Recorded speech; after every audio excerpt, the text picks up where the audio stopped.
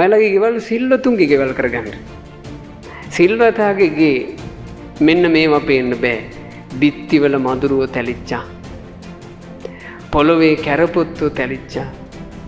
ඒව නැහැ සිල්වතුන්ගේ ගෙවල් වල.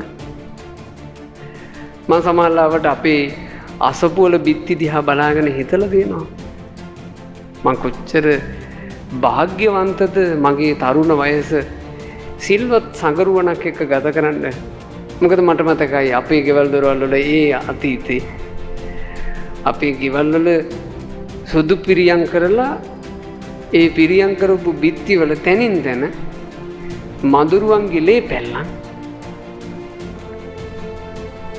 ඒක දැක්ක ගමන් පේනවා මේක නම් සිල්වතෙක් වසනා ගියා නොවේ. සිල්වතුන් වාසය කරන ගෙවල් හරි සුන්දර ගෙවල්. සිල්වතෙක් යම් නිවසක වාසය කරනවා නම් ඒ සිල් රකින්න කෙනා නිසාම දෙවියන්ගේ ආකර්ෂණය ඒ ගෙදරට ලැබෙනවා.